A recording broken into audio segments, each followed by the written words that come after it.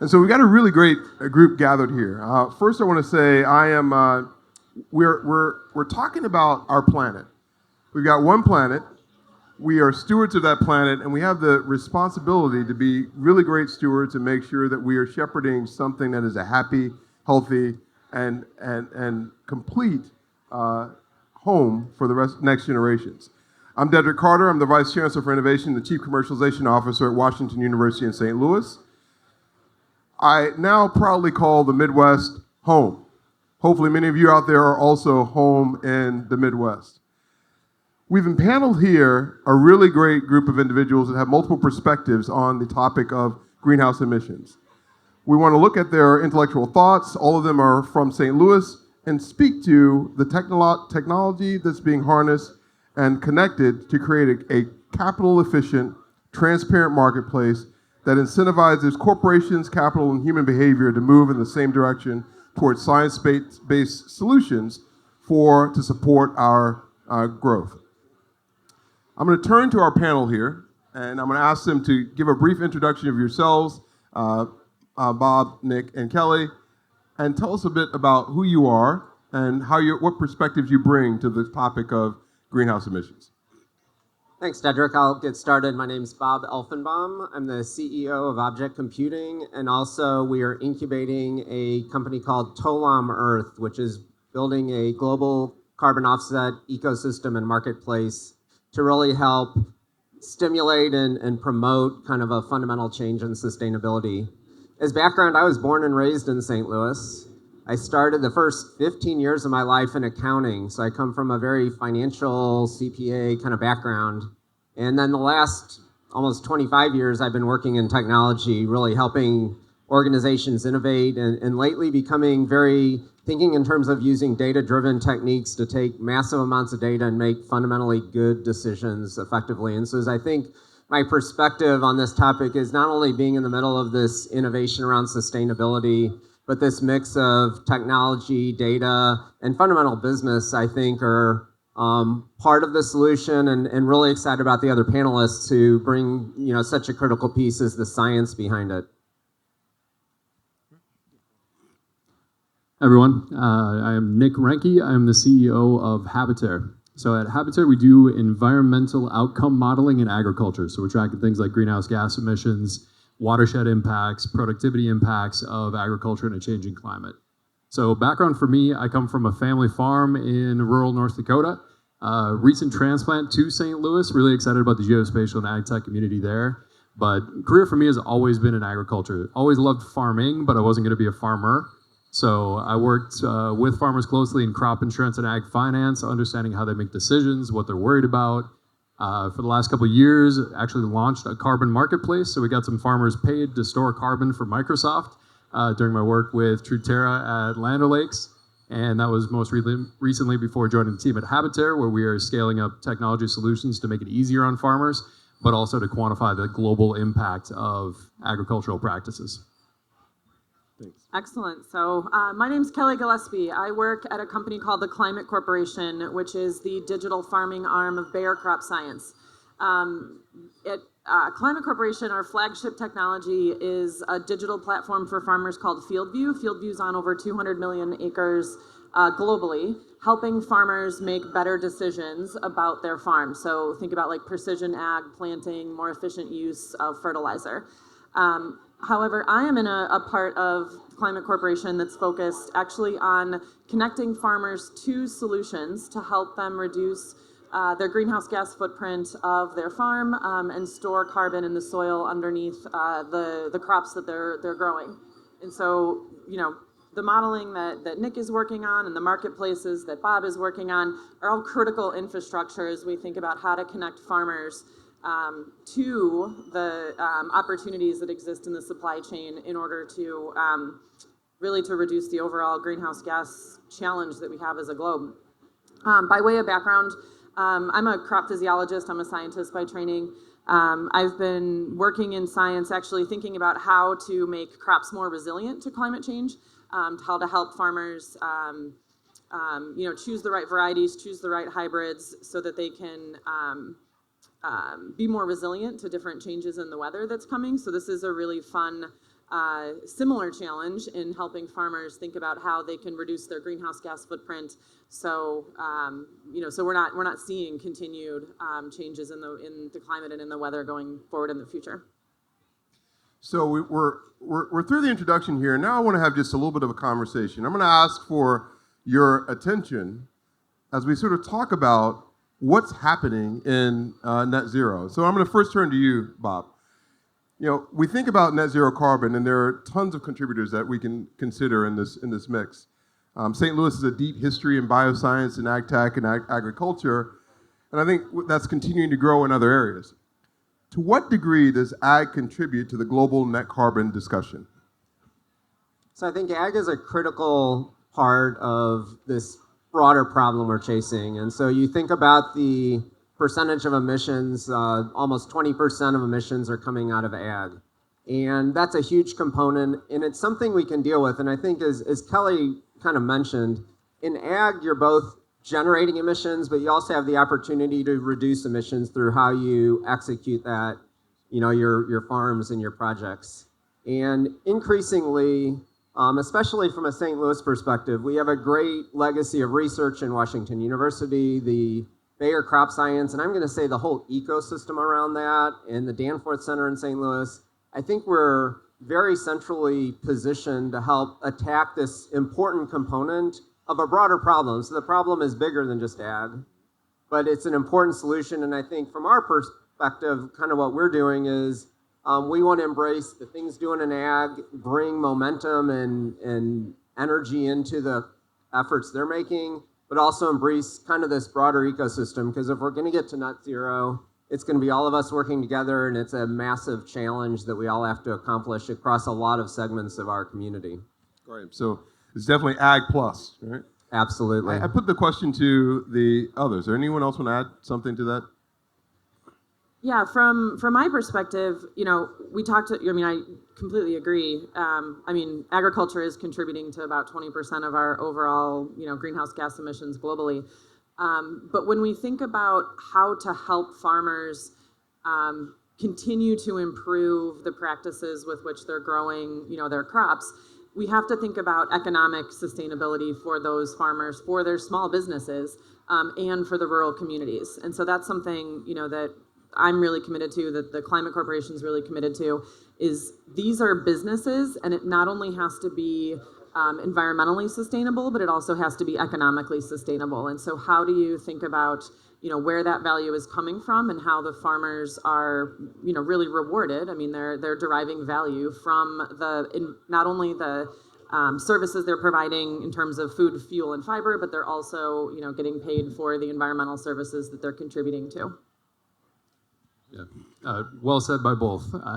So very much appreciate the sort of economic sustainability point there, Kelly. And to your point, Bob, agriculture being just one part of this bigger picture, but I'll say personally why I get so excited about agriculture as a solution for climate change, or one of the biggest actors in climate change, is there a few other climate change technologies out there that are both one of the best tools for immediate mitigation of emissions and climate change, but also adaptation of our food system to these challenges that climate presents. So I think back to the family farm, we're doing less tillage on that farm. That makes our soil more resilient, but it also makes it more water receptive and drought resistant. So that's good for soil carbon, but it's also good for just that individual farm resilience to changing weather patterns that we face. So I think there are very few true kind of win-win solutions out there, and I think agriculture is a really interesting one.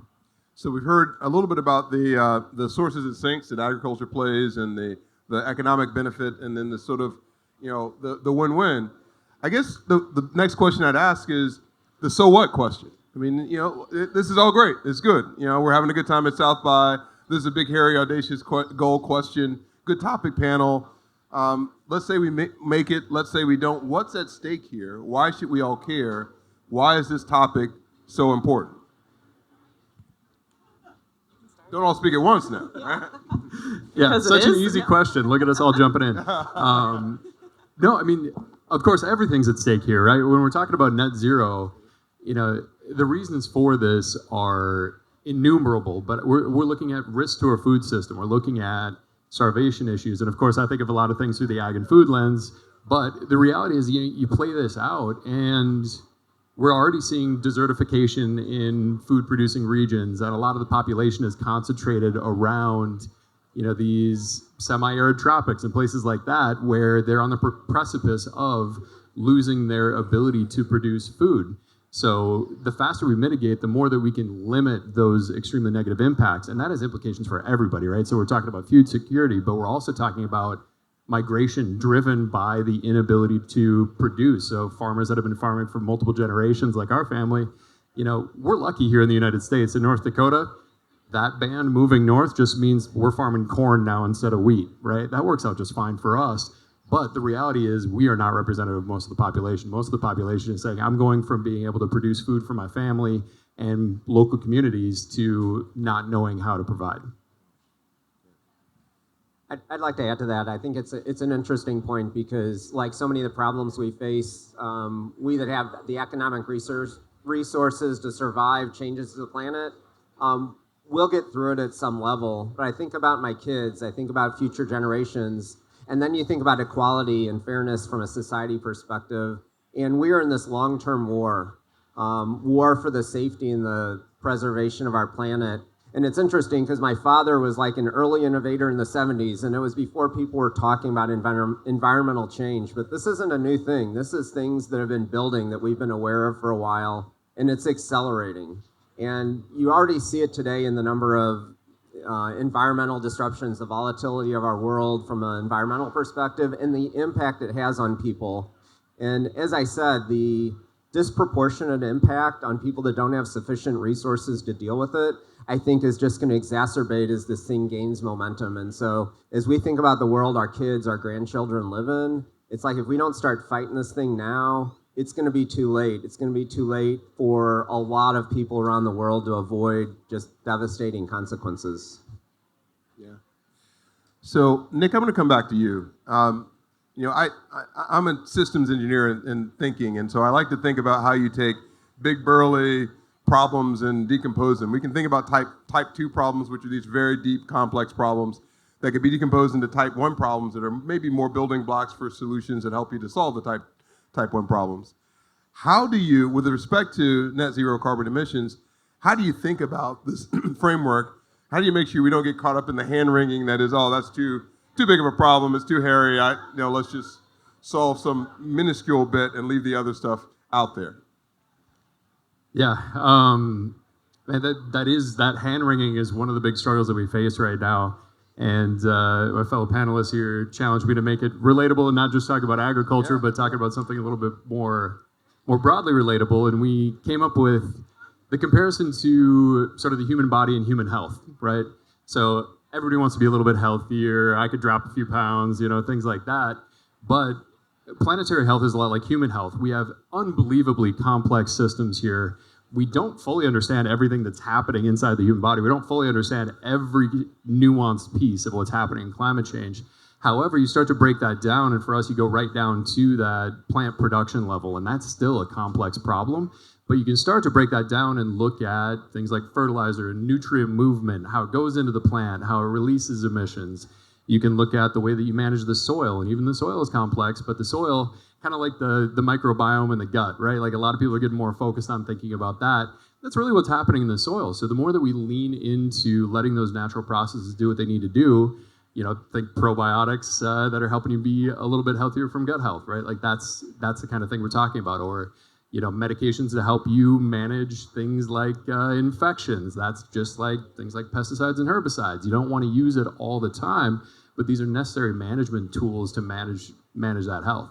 So combining all of these things together, we can break it down to its component parts and manage for soil carbon and soil health and nutrient management, and then start to bring that back together from a systems perspective. So for us, we're modeling this stuff right down to individual plant processes that we track, but then through the power of advanced computing, some of our colleagues are working in here, we can upscale that. So now we can measure those tiny building blocks at a field or subfield scale, but then we can aggregate that data up to regional, national, global scale so that we can track these things as more of that holistic system perspective and look where we're going in the big picture of overall health. Maybe just to add on to that too, I mean, I'm a science geek in, my core, but as we think about how to actually implement this and get started with farmers today, I like to think about like, keep it simple, stupid, right? I mean, there are immediate things that farmers are doing today in terms of just ensuring that the ground is covered by crops through every day that, there's arable, that the weather is warm enough that a crop can grow, right? So you think about that's actually cover crops, right? Or can you do a winter wheat or, a secondary crop so that there is constant cover so the soil is no longer eroding. The plants are photosynthesizing and putting soil, carbon into the soil year round. I mean, that's it's something that can happen today. There's capital, there's an investment that farmers have to make. Now you have to buy cover crop seeds. You have to know how to manage that second crop. So it's not just well, gosh, why aren't they already doing it? There's still challenges to overcome. The other one is no-till. So, you think about the soil. There's soil structure. You think about all the, the microbiome that Nick mentioned. By not disturbing that soil, you're actually keeping more of that soil healthy, and then, you're keeping more of that carbon in the soil. So there are things to do today that we know, make a difference. There's still implementation challenges, and that's where we're, coming in with the products and the, digital recommendations to help farmers, while the science continues to think about, well, what's next? How do we think about, modeling that system and using data to understand, how do we continue to push that further? And so, implementing what we know today is important while we continue to do the research and think about, what's that next step and what's that next step. And I'd say what gives me hope for the future, kind of tied into this area, is that there is so much data available today that wasn't available 5 years ago, 10 years ago. And in trying to figure out this complex system, the farmer that's farmed for generations has rules of thumbs, and they operate on things that have worked forever, but they've never had the inch by inch, nutrient by nutrient data. And then ability for us as computer scientists to look at all that data and identify trends.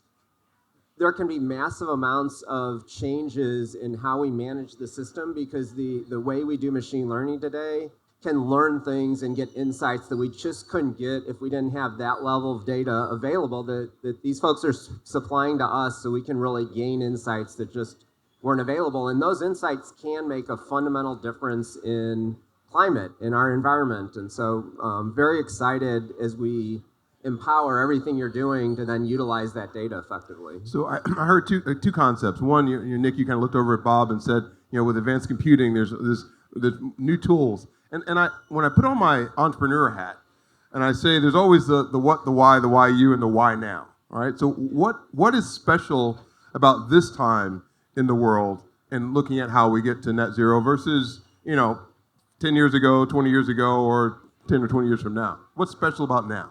So maybe, I think it might be for the two of you to start and talk about the data you're gathering that you couldn't gather before and that kind of thing. And then maybe I can go into how are we using that effectively? Yeah, I could probably start. Farmers have been using data to make decisions about their farms for as long as farming has existed. The level of detail and the level of analysis that they've been able to do on that data is new.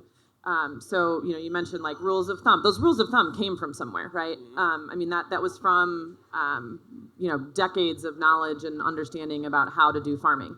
So the data that we're now able to collect, we're able to give back to farmers, we're able to help them do analyses about their farm, is just aiding them in continuing to make, continuous improvement and more efficient practices on their farm. And so I think that's where, this has always been happening, but I think there's an inflection point to acceleration now that we have with the tools that are available to farmers. Yeah. Building off that a little bit, kind of like you said, what's so exciting about this right now? A few different things. How fast the computational frontier is advancing is really, really exciting. The other thing that excites me from the startup side of things is, some of the data that Kelly's talking about here on an individual farmer level, it's been kind of difficult to justify the financial case for investing in these insights, right? If you can do a pretty good job with the rule of thumb, why am I going to go so deep on data analytics, right? But now we get to these market level influences and investments that are coming, and we're seeing capital from all different sectors of the economy flooding in here, needing it not just at a field level, but also all the way up at a scaled level. And to put a fine point on it, like our technology, really brand new to market. I mean, we're a fairly young startup, got a research lab at the University of Illinois, doing our work in St. Louis. But with that, you know, we've taken things like running these very complex models to model everything that's happening in a field. Just a couple of years ago, that was taking us 3 full days to run a single field, you know, let alone millions of fields across the Midwest and the country. 3 days in a full CPU node, we've got that down to 30 seconds at a GPU node, right? So now we can just run, iterate, scale in a way that very, very recently was not feasible. And it almost goes back to this example of healthcare as an analogy of what's happening in the fields. And in healthcare, especially even at data-driven healthcare, a lot of it is doctor to patient. But if you think about population health, which is not the health of a patient, but the health of a population, there's so much advancements in healthcare because we can look at data across populations, people with certain characteristics and how they apply both healthcare, like medical and drugs, but also wearables, right? And this whole new sets of data. And so we think about population health differently today because of this whole array of data that you can look across populations. And I think similar in the ag space, as you think about the startups that move beyond field, but think about population health, which really means countywide looks, and maybe it's not even adjacent things, but things that are similar across different parts of the country or parts of the world. I think we can look at things in an aggregate way and see patterns and learn things that we just can't do at the field level. And so this ability to aggregate that data, to fundamentally look at it at a different, like a lower level than we've historically looked at it, and then gain insights that then apply to other similar situations. Again, I think this collaborative approach with the enormous amount of data does create like a window right now that we can look at things differently. We can take different actions. I love it. So there is something special about this window in time. You know, I heard you guys mention the partnership. So first, translating research out of universities, the importance of that and the partnership. I have to smile because that's the area that I focus on within Washington University. So yes, I'd like to stay employed. Let's keep doing those things.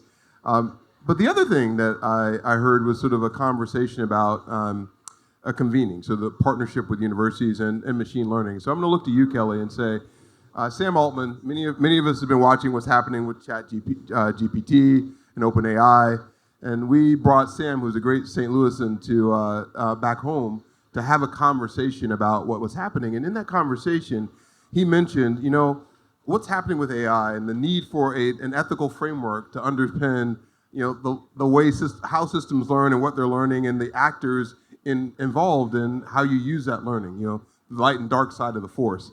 And it seems to me that that's true also for ethical frameworks that we need to develop around net zero by 2040. And I guess I'd love you to speak to, and others on the panel, how do you deal with that difficult topic of ensuring that bringing all these folks together, varying ethical frameworks, how do you solve that, crack that nut? Yeah, that's a big, hairy question in and of itself, a big, hairy challenge.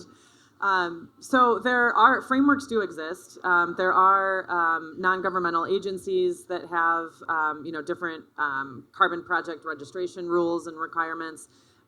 There are SEC, the financial reporting of different companies now is including ESG reporting.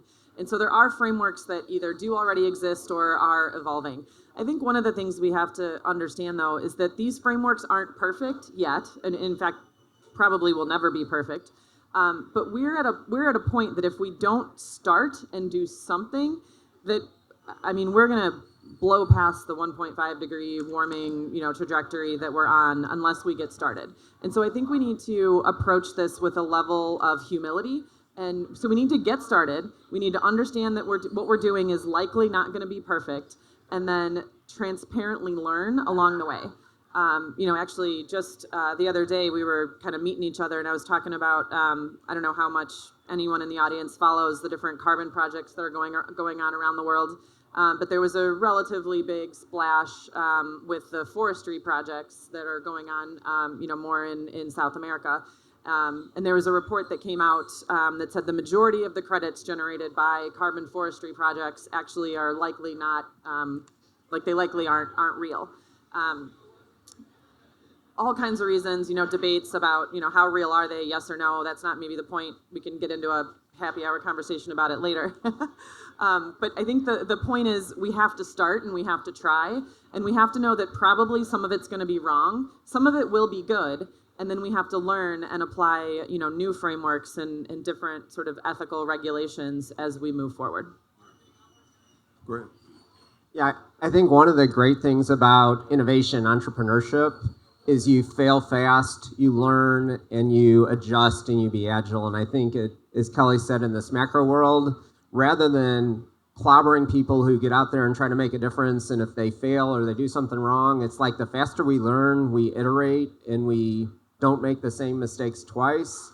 The fear of failure should not be what holds us back. It should be the fear of inaction is what's scary, not failure. And I think we're still learning so much about how to make this battle we have for our future effective and accelerated and make an impact. And so I think, as Kelly said, it's like we just need to get out there and learn and make sure we don't do the same things multiple times. So I'm hearing Bob say that the do-nothing scenario should scare us more than the need to pivot. So hold on to that. You brought up, we've been talking a little bit about the entrepreneurial nature, and you guys are involved in startups or entrepreneurial organizations.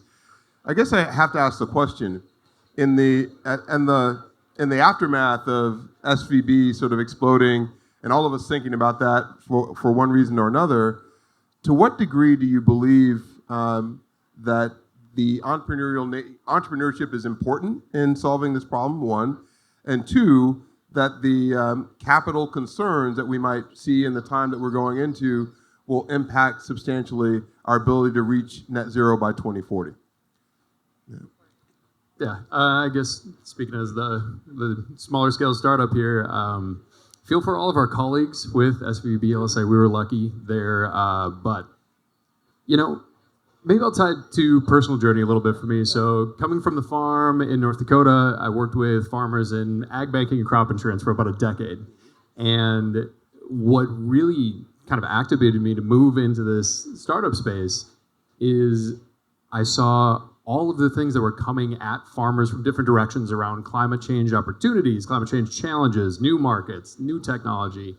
I didn't hear many authentic agricultural voices in this, but I recognized one of the places to really make a difference and not get hung up in, large-scale entrenched systems was to come at it from that entrepreneurial angle.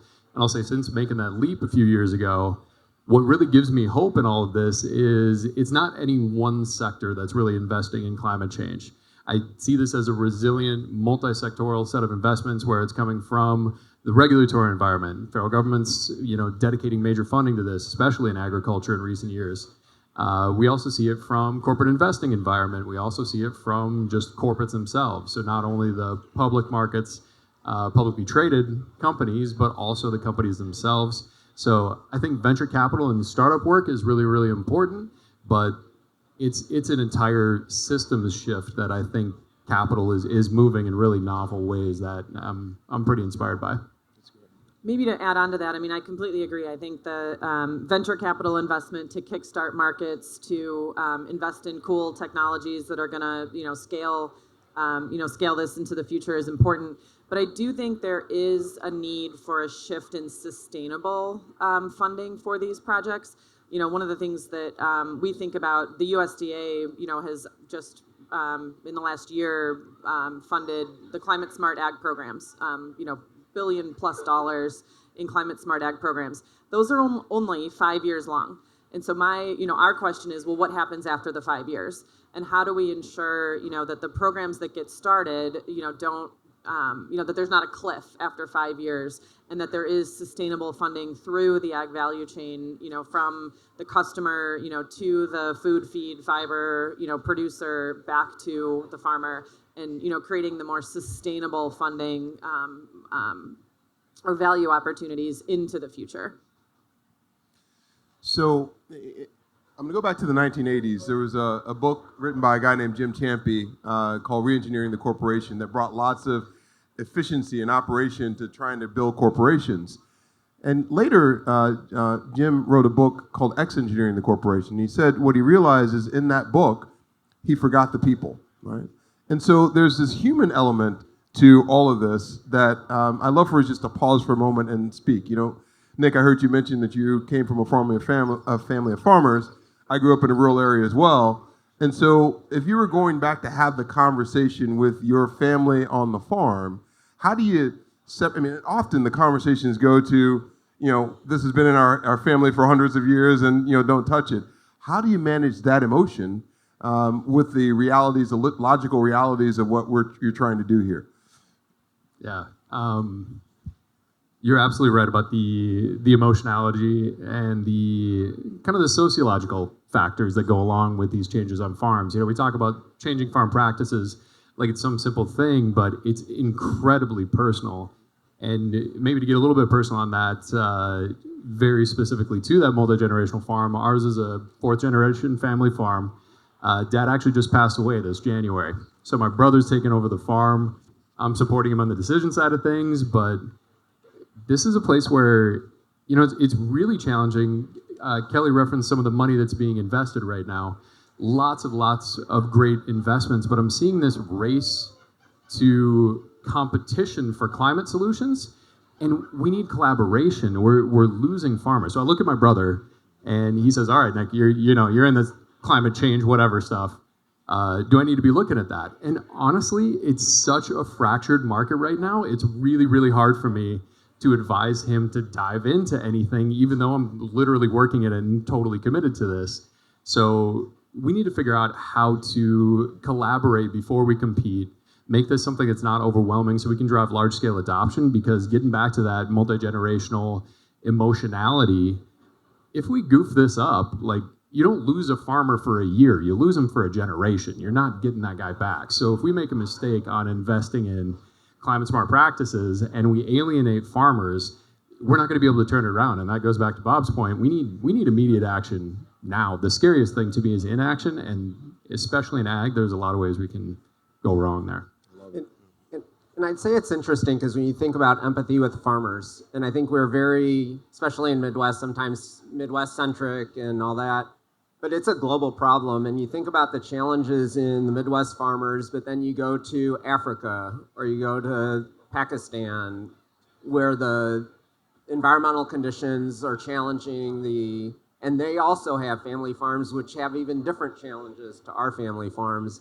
And we can have a big impact on our world, and I think we also have to have empathy for people globally and figure out how to take these lessons learned in governance and momentum and investment, but think in terms of a global problem and not a Midwest problem. And so I think, it's really exactly challenges you're talking about in our world, and then there's a whole set of different challenges globally that I think we need to understand and we need to commit to affecting. Yeah, maybe just to add on to that too, to key off your comment about empathy.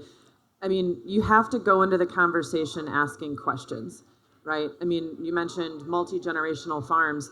Farmers are inherently always thinking about the future, and they're always thinking about that land is their investment for their family, for the next generation. So, all of us city dwellers, right, the 99% that rely on 1% of farmers who grow all of our food, feed, and fiber, you have to go into that understanding that they are already thinking about their land and being good stewards of their land, and how do we partner with them in order to continue on that journey and honestly, hopefully accelerate that journey in them continuing to be good stewards and providing them tools in helping them make their decisions. I don't like anyone telling me how to live my life. I'm sure nobody here does either. And that's, you have to treat people like humans, have empathy, and ask questions. Yeah. I love it. We have to think both fast and slow. There's the immediacy of we have to act now and we should be scared about inaction, but also the partnership that we've got with the farmers says, I'm thinking about decades, generations, we've got to be able to think slow and strategically as well. We've talked a lot of, in our title, we have this question, hype or hope.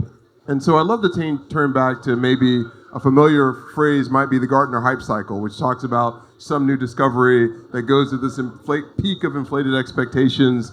You fall down to a trough of disillusionment before you find your solution.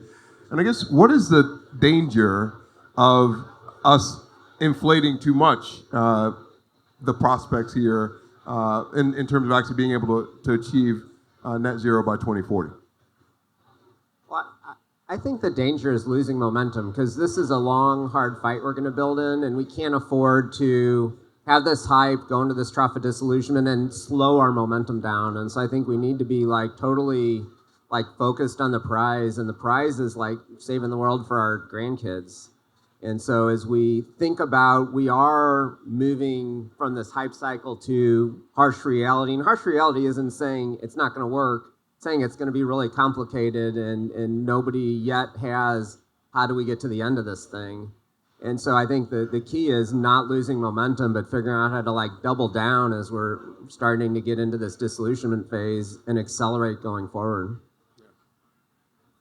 Yeah, completely agreed. And, coming back specifically to agriculture, one of the reasons that the world is so enamored with agriculture as a solution is not only can we really reduce a lot of the emissions coming from agriculture, but we have the opportunity to be a carbon sink that we can activate basically immediately, is what it feels like. But on the hype side of things, all that press generated about agriculture's ability to be a carbon sink and the soil holding 3 times as much carbon as the atmosphere does, really, really exciting. But the risk, I think, is in sort of individual areas of overhype.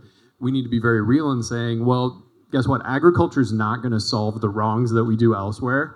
And in fact, when we talk about agriculture as a carbon sink, it's going to be really variable results. So that's one of the things that makes what we do challenging. It's going to be very spatially variable and temporally variable. But what worries me a little bit is overhyping certain areas of being able to undo planetary harm might slow down innovation in other areas where maybe they're going to be a little bit longer term, a little bit stickier problems, but we can't slow things down just thinking we're going to be able to carbon sink our way out of all the harm that we've done. Yeah, I like to, I'm a scientist, I lead teams of scientists. Scientists get really excited about, the shiny pebble, and, are easily kind of disillusioned, and we move on to the next shiny pebble. So one of the things that I do with my team is really try to embrace that disillusionment and ask why, right? What is it that, caused you to think differently about the challenge that we're approaching here, right? And that becomes a key question that then we need to answer, right? So how do you harness that, intellectual power, right? That comes from the hype, that comes from oh, now I'm disillusioned. Well, why, right? What is it then that can move us through that? And then, you're thinking about that as a challenge and not as, just a massive downer. So, what were you going to ask? So I'm going to open it up now for questions from the audience, for any questions that you guys might have. And as you're thinking and preparing yourself for any questions, I'm going to put another question to the group. And that question is, I'm going to start with you, Bob. So you're in a startup, and we often sort of have the question, how much transparency do I have in my system versus opacity? I want to be collaborative and open and share as much as possible, but at the same time, I also want to figure out how to build some value atop that platform and have a going concern in a business. So how do you think about what the line should be and how you strike the balance between openness in a platform and closedness for the value you're creating? So it's interesting. Object computing really started 30 years ago, heavily focused in the open source world. And one of our key principles is all of us is better than any one of us. And I think the problem is enormous. The opportunities are enormous. So you look at, the place we play in the really starting in the voluntary carbon offset market. is going to go from $2 to $50 billion in the next 5 or 10 years. So it's like there's a lot of runway for people to make money as this market grows and people need to learn from it. But because it's growing so fast, the ability to share with each other, we spoke a little bit, how much do we open source, or do we open source everything? Because the more momentum we can get in the world to go forward, the more we can collaborate. We can all get a piece of that, but our goal is not to make money. Our goal is to change the world and make enough money to return to our investors. And I think if you go in our company of why are we here, why are we doing this, we're doing this because it's a problem that somebody needs to address, and we're doing this to try to have an impact. And I think part of the title of this session was, can we accelerate to 2040? That's what we're about. That's what we're trying to make happen. And so I think to do that, we need everybody on the boat going forward. And I think the more we share, the more we collaborate, the more we open ourselves to learn from others and contribute to others, the more collectively we have a chance to make a difference in the world. I think it really helps too when you're thinking about the job to be done. I mean, the job to be done here is to reduce the greenhouse gas emissions globally. We think about agriculture, and then really focus on what is our company, what is my right to win, or what is my sort of key contribution in this space, and then the other pieces are filled in by other players, right? So you think about that from an open innovation concept. I mean, I personally, let alone, the company that I work for, I am not good at everything. In fact, I'm good at like a very few number of things. And so I like the, collective, harnessing the collective energy and the collective expertise is absolutely required to accelerate this. Because if I had to learn everything, we would still be sitting here like a long time from now. So, we talked about this concept of open source and open innovation, and I guess I'd love to press each of you more about how that works, how that relates to net zero 2040. Because in the open source model, as I understand it, an important group is the kernel committee, which helps to sort of figure out what actually is in and what's not. What is the analog in net zero carbon? Is there an analog in net zero carbon emissions?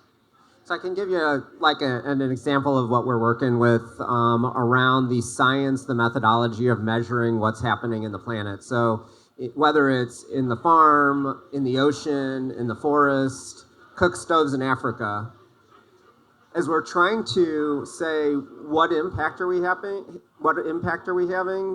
it's not always clear from a scientific perspective. And so we're part of a consortium that has over 300 different methodologies that are in various stage of open source collaboration. And the universities are important as far as peer reviewing and doing core R&D. But as you come up with, here's how I measure, for example, the carbon impact of a forest and how you might use low Earth sensors and sensors in the forest or LiDAR to measure what's happening in that forest from a carbon perspective. The more we can make that available, open sourced, peer reviewed, collaborated on, the more we can kind of reach consensus on the fundamental science behind how you measure something in the world that's happening. And so I do think, that's a good example of where, we could come up with a unique thing and we could own the market for forestry of how do you measure something, and everybody will come to us for the one to measure. But we're all going to be better served if we open source that, we share it, we get people to collaborate on it, so everybody can use that approach to how do you understand the impact of a forest on our carbon footprint. Yeah, and with getting that data and that consensus building done, we can solve for a lot of really major inefficiencies that are happening right now in greenhouse gas accounting, where individual companies are getting individual sources of data. That's all very proprietary data. They get it from different service providers, and there are a lot of service providers gathering this data that are making a consulting business out of it. And then on top of that, there's consulting to control across different methods of accounting. And now you need to report this. And this is all done extremely manually today with multiple entities along the way, sort of verifying, validating, putting stamps of approval on these outcomes. And where we can do better is if we get to a place where we agree on at least this being a reasonably rigorous source of data that everybody can reference to, now we can move right past that, because if we use data instead of stamps of approval from regulatory bodies, now everybody can see the same picture. Everybody can have the same conversation around this, and we don't need these kind of behind the curtain stamps of approval that are arguably rigorous, but sometimes have, unintended outcomes like the forestry credits that we referenced earlier. So we're thinking a lot about this, but for us as a young startup, one thing that we've talked about is making this data that we're generating more open source to support this. But at the end of the day, it costs real resources, and we can't afford to sacrifice the company for the sake of putting out open source data. So we're always looking at ways to find partners that have aligned interests that could work together to say, let's put this out in an open source way, while also investing in these mechanisms that make the overall market more efficient at the same time. So you need to invest for scale, but also invest for scale and transparency across the market. Maybe real quick, just completely agree. I think the thing we also have to keep in mind is that the data we're talking about belongs to a person and belongs to a small business. And we also have to put in mechanisms, open source platforms, open source methodologies, completely. But there needs to be mechanisms so the individual who's sharing their data, just like I don't want my medical data necessarily shared, just open sourced. If I'm contributing to a study or I'm contributing to science, I want to be in control of where my data is going. We need to continue to think about that data privacy aspect as we think about agriculture and, companies who are contributing or, trying to work towards a net zero future. I love it. So I'm also going to continue to look at the audience. Any questions from the audience? Is there a question from the audience? Yeah. Well, you talked about your brother and the farm and maybe not seeing a need for environmental insights at that level. Do you see a path where that might be more advancement, where that can happen at a small farm or market garden, or even like a backyard gardener homestead type scenario? Yeah, a little bit of trouble hearing you there, but you said a path for advancement. Yeah, where those environmental insights might be available on a smaller scale and useful for a smaller production. Yeah, absolutely. I'm just going to repeat the question. So it sounded like you're looking at scale of farming. So small farm versus big farm. Is there a path for those advancements to be available to a smaller farm? Is that for insights? Yeah. Yes, yeah, for those environmental field insights. view. Yeah. There's absolutely a pathway. Some of it's integrating with other systems. So, when we look at the kind of things that we can do for environmental modeling, this is where I say it's about collaboration, sort of that pre-competitive or non-competitive approach. We're all trying to accomplish the same thing. Let's make farming more resilient. Let's make the planet more resilient. Let's address climate change.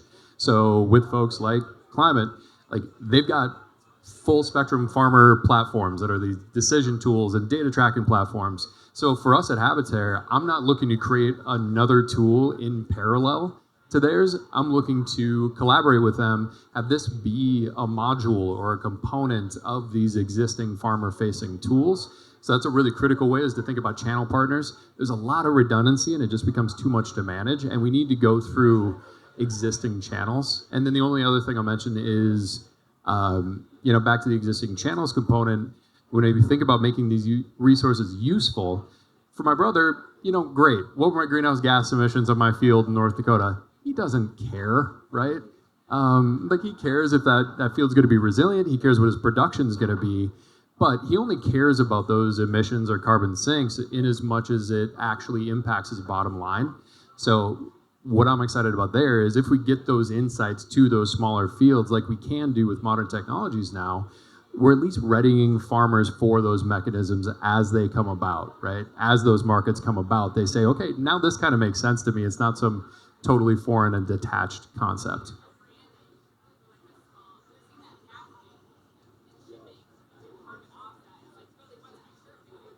Yeah. So repeat that point, please.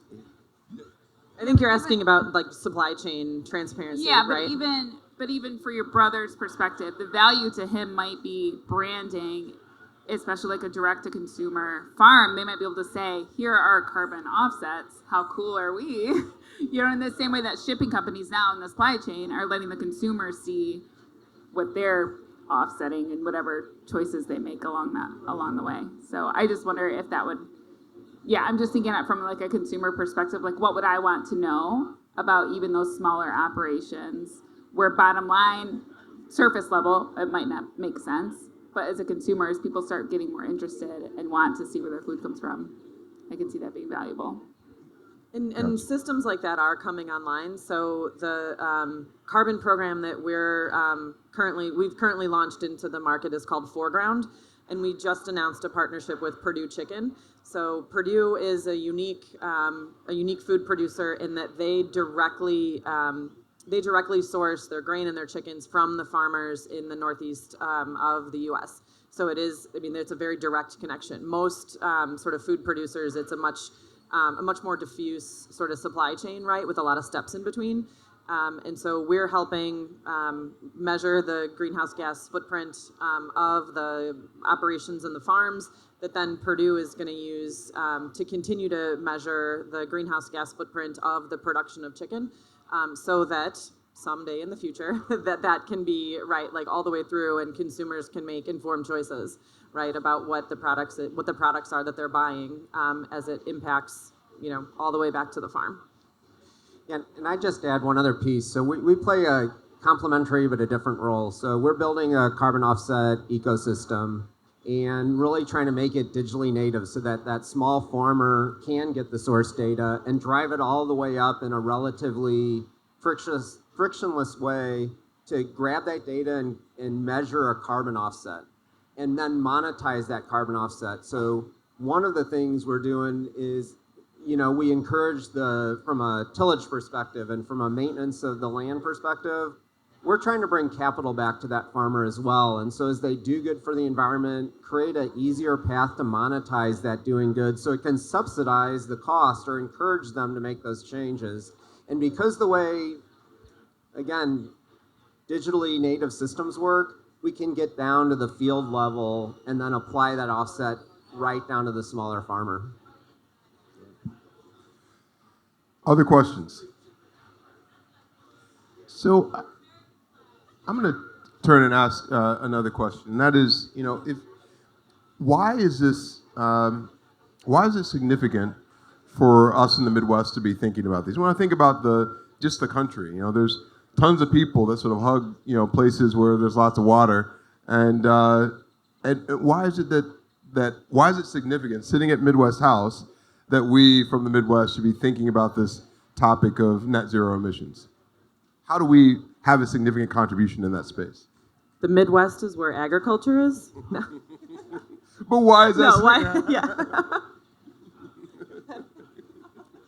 Sorry. Go where the corn is. Yeah. Keep it simple. No. Yeah, I mean, it is where agriculture is, right? But it comes back to that empathy point that we talked about, where, Bob talked a little bit about the financial mechanisms, and honestly, that's the place where a lot of service providers and markets go when they're thinking about how do we influence change. And coming from that farmer perspective, having worked with them both from the carbon market side and from the farmer side, the financial part of that mechanism is tiny, and it will be tiny for the foreseeable future relative to the overall picture for farmers. And even if it wasn't tiny, we're going back to that, multi-generational family farm. If you're asking me to change practices, you're telling me to put my production system, put my family farm at risk by changing these practices for this sort of unclear and minimal benefit to the farm. So why it matters that we're talking about this in the Midwest is, we have a disproportionate share of the population that is either really close to a farm, knows some farmers, comes from a farm. So we can embed these perspectives and this empathy into the solutions that we deliver rather than getting myopically focused on just one aspect like finance or something like that. Like, we need to understand who these people are, what challenges and fears they face if we're going to design solutions that bring them into this conversation. Well, maybe to be serious for a second, although my previous answer was also serious. Go where the corn is. Yeah, yes. I mean, the previous panel, I really liked one of the things that they talked about. So it was a panel, in case you missed it, they were a bunch of folks from Michigan talking about new battery technology and electrification. And they talked about, their companies are in Michigan because the Midwest is where you scale, right? Innovation can come from anywhere, different cities. Innovation can come from any place globally, but the Midwest is uniquely suited to scale manufacturing, uniquely suited to scale, for addressing certain challenges. And that's true in agriculture too. So you can kind of think about the different pieces of technology that are all needed, and innovation that's needed to make this work. But if there's really going to be an impact in reducing the greenhouse gas emissions in agriculture at scale, that has to occur in the Midwest. I just add, it's important the Midwest focuses on this, makes a difference. Anywhere you go in the world, they should be focusing on this and making a difference. Like this is a world war we're fighting. And I think, we need to do our part for this war economy and focus on it. And I think everybody in the world needs to do their part and focus on this. And so I think this collective energy globally is what's going to hopefully tip the scales and make a difference. So we're going to close out. Was there a question? Yep. Mm-hmm. When you're talking about change at scale and farm subsidies, government farm subsidies, do you see a role for that in helping implement these technology solutions, collaborations? So the U.S. government does. So the USDA just approved, $1 billion? I should know this number. $3 billion. Sorry, I should know. It's such a big number. $3 billion in funding for climate smart ag programs in order to help farmers basically make the investments, the capital investments to adopt some of these practices. So yes is the short answer.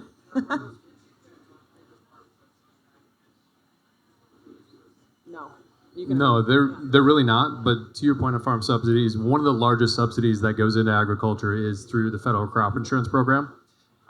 So mentioned earlier, had about a decade in crop insurance, so I was very close to that.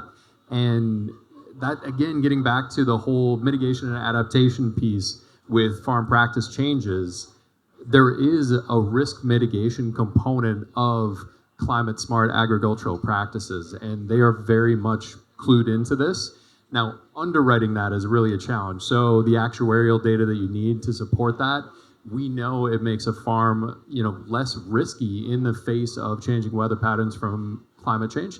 So behind the scenes, they're definitely tracking this. How they're going to underwrite it and incentivize it is another question, but I think that's a place where we could deploy subsidies that are both driving climate smart agriculture and getting more out of that federal investment than just sort of de-risking business as usual agriculture. So I have hope there. So I want to give 20 seconds as we close to each of you to say 2040 is about 17 years away. Is it reasonable for us to land net zero by 2040? How much hype versus hope do we have there? So I'll start. I'm frighteningly hopeful about this. And I think the collective energy and, small changes that, and small learnings from failures that accumulate together can add momentum and get us there. And at the same time, net zero by 2040, we have a lot more to do than that. So our carbon offset ecosystem is called Tolam, and it's derived from the Hebrew words tikkun olam, which is repair the earth.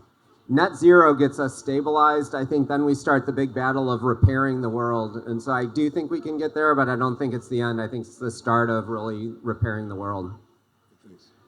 Yeah, love it. To keep that going, man, you look at the science and the reality of it, it's like, I hope so. But I'd like that hope to be more emphatic and less of a question mark. Yeah. But what I will say, not to trot out something that gets mentioned way too much in the conversation, but it wasn't reasonable to say we were going to put a man on the moon in the amount of time that we did it, and we did it. What we need to see right now is that man on the moon kind of energy, and I think we're seeing the beginnings of it. I don't know if I'm seeing sort of that universal buy-in yet, but having seen humanity mobilize in that way, yeah, I've absolutely got hope, but we need to bring that kind of energy to the fight. I love it. Kelly? Cautiously optimistic. All right. I know we're close on time, so I'll just leave it at that. Well, hope is not a strategy, but it's necessary for us to be able to get to the success point. And I will say that with these folks doing what they do and what we've heard today, I think we're well on our way, cautiously optimistically on our way. Thanks, guys. Thank you Thanks, so much. everybody. Thank Thanks, you. everyone.